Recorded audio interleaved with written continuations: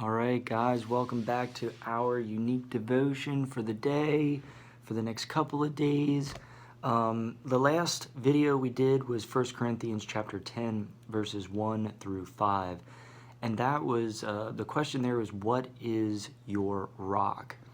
And I took a couple of extra days, I think it's been 5 or 6 actually, and just taking some time by myself as I'm working and going through the day, actually thinking about that question, and seeing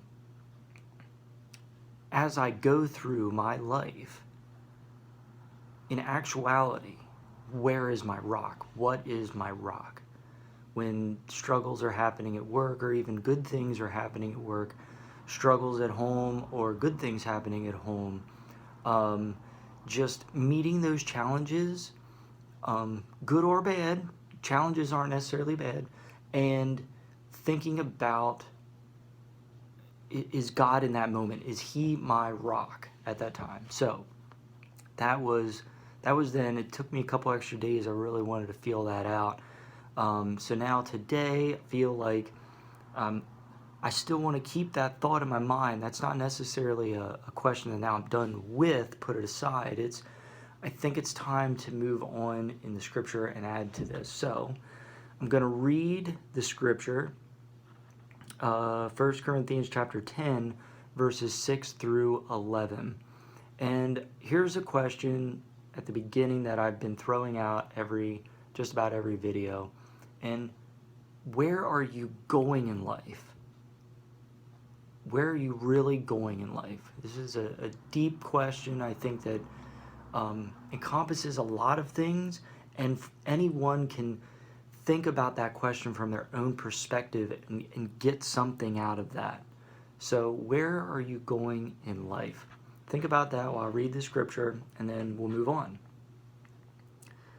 Now these things become our examples, to the intent that we should not lust after evil things as they also lusted. And do not become idolaters, as were some of them. As it is written, the people sat down to eat and drank and rose up to play. Nor let us commit sexual immorality, as some of them did, and in one day 23,000 fell. Nor let us tempt Christ, as some of them also tempted, and were destroyed by serpents. Nor complain, as some of them also complained and were destroyed by the destroyer. Now all these things happened to them as examples, and they were written for our admonition, upon whom the ends of the ages have come. Okay, so I kind of want to go further, but there's a couple of things that really stand out, and we need to tackle this just a little bit. Can you put this into practice? I kind of was thinking about maybe pointing that out before I read the scripture.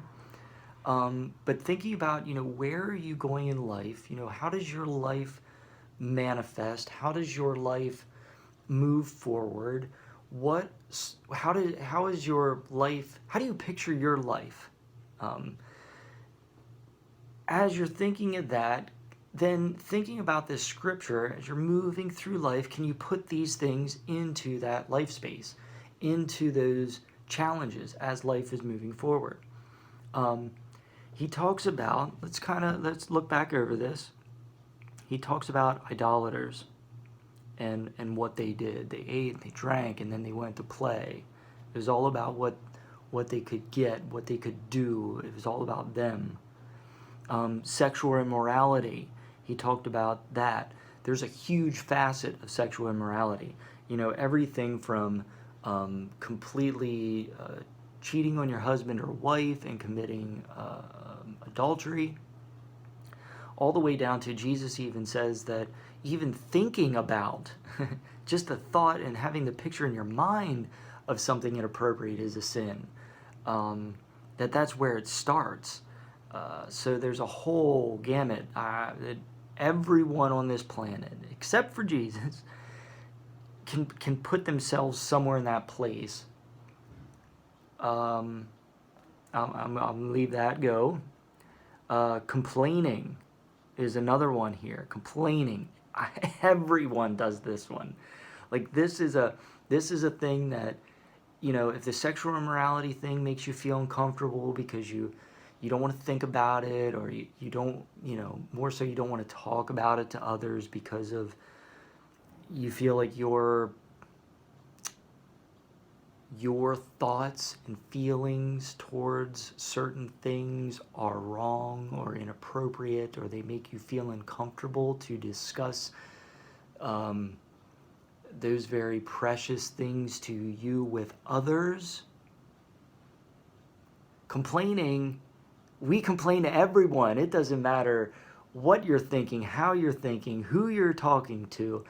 It doesn't matter the color of their skin. It doesn't matter whether they're man or wife, husband or wife. It doesn't matter whether they're a man or a woman, a friend, an acquaintance. I mean, we can bump into someone at the store in line, start a conversation, and find ourselves complaining about something very quickly to a total stranger. So this one's huge. So I think I'm going to stick on this one. He says that all of these things are examples. So let me come back to the question. Now we talked about complaining, sexual immorality, and idolatry, which are only a few. Can you put changing these things into action? Now here's the trick. So take idolatry. For many people who are watching this, you have a cell phone. If that's your go-to, if you hear that ding and you're like, boom, look at your phone. If you have a habit of every day sitting down and just watching stupid entertainment stuff for no reason, and you're wasting time just because you like to be entertained, that's idolatry. It's something is always drawing you close to it, and that then has the power and control over you. When you find that you can't just not do that for a few days, using the internet and using the cell phones, using the world around you in a way that helps you move forward and grow closer to God, that is completely acceptable. And hopefully you're doing that with this channel, that you're choosing to subscribe and you're coming back. But using it in inappropriate ways on a regular basis, that's idolatry. If you can think of something in your perspective that you can say, you know what, I think maybe I idolatrize that. Maybe I think that's an idol. Maybe it has too much control over my life. I would encourage you for the next couple of days to not touch it at all, and see how you feel on the inside. See if it even bothers you, or if you feel that, like, man, I really want to go do that thing. See how it affects your body. See how it affects your thoughts and your mind. Sexual immorality. It's highly uncomfortable, but maybe there's a way that you could look at your thoughts and your feelings and your emotions and the actions that you have in that whole gamut of sexual immorality. And just for a while, a couple of days, a week, 3 months, pick a time period, 21 days, you know, whatever, 21-day challenge, whatever it is, and try to not think about that. And if you do think about it, try to move your mind from it. If there's something that you do every single day, it doesn't even need to be inappropriate. It can be you and your wife sit down and you decide we're going to be celibate for 21 days.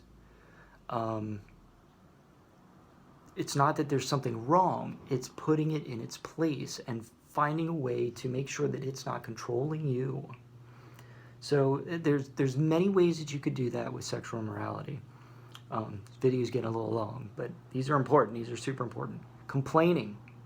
Everyone can do this. If the other two make you a little uncomfortable or you can't think of something, you can try to not complain. I give you the 24-hour challenge. Try to practice, and here's the key, try to practice not complaining at all, okay?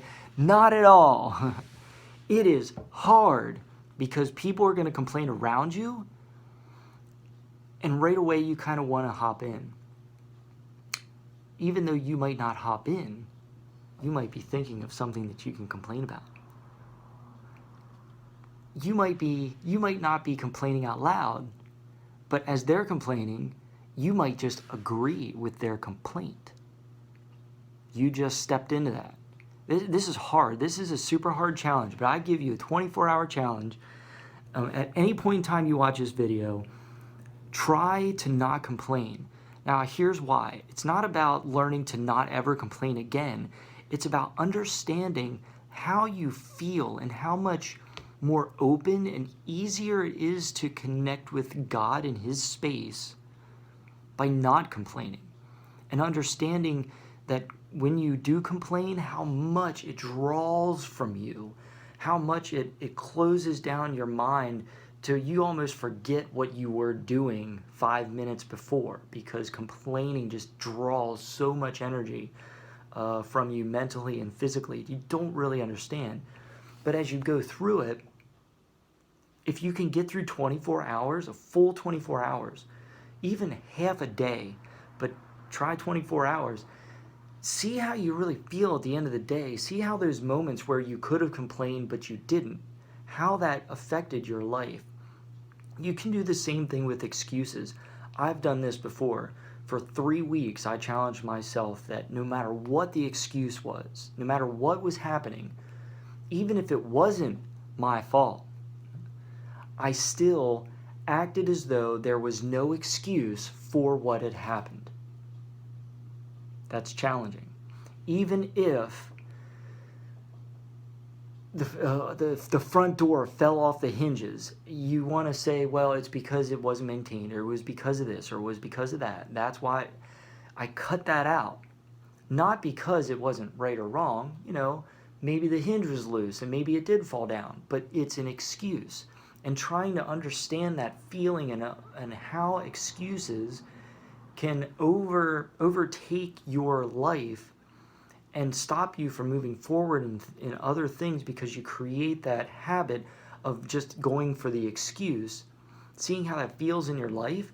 I did it for 3 weeks. I tell you what, it was heart-wrenching sometimes, because there were times where something was happening at home or at work, and I knew that there was nothing I could do about it. I wanted to say an excuse, but instead I owned it.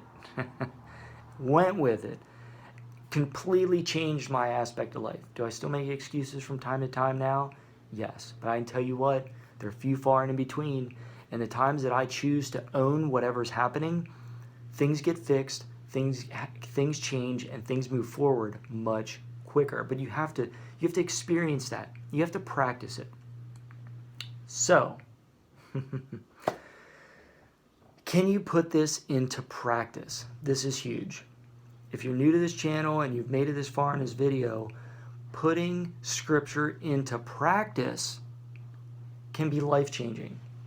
Putting reading a book into practice can be eye-opening and life-changing. Just for a quick side, I've just started reading this book by Brant Hansen. Hopefully it's not backwards. If it is, I apologize. It's called Blessed Are the Misfits. The money from this right now, if you go to cureinternational.org, I think it's or cure.org. Cure. Does it say on here? Yes, it does. So yes, go to Cure International, cureinternational.org. If you buy this book through them, the money actually goes towards helping children all over the world that are struggling with ailments. Maybe they're missing a leg or something, cleft palate, and it goes towards the medical needs to help them walk again, to help them thrive again, to help them overcome those physical challenges. So it's pretty huge, but I'm not necessarily saying I'm promoting them, but it is a good aspect. The book, I'm only 3 chapters deep because I'm putting it into practice just a little bit every day. It's basically like 1 or 2 pages every day because it's all I have time for, but it's life-changing. So putting it into practice is huge. And I encourage you to take the time, subscribe to this channel, share this with your friends on social media, practice putting comments down below, even short one-worders. Practice getting involved in this community. Practice getting involved at home with your own Bible to connect on a deeper level with God, to help change your life towards the way you want it, and so that at the end of your life, it's not so much about the change, but it's about knowing that God and you were together through thick and through thin the whole way. I just never seem to get short videos, especially with things like this. They're super important, they're super awesome. But I know that God is giving you all the blessings that you deserve. And I know that He's definitely giving you a lot of blessings that you probably don't deserve. And I pray that whatever is going on in your life, good and bad, that you learn to put into practice growing closer to Him and finding new and creative ways throughout your life, throughout your day, to make that happen, and watch your life change in positive, joyful ways dramatically. And I pray that He does that in some profound way for you right now, just today. On that note, there it is. Please subscribe if you have not already.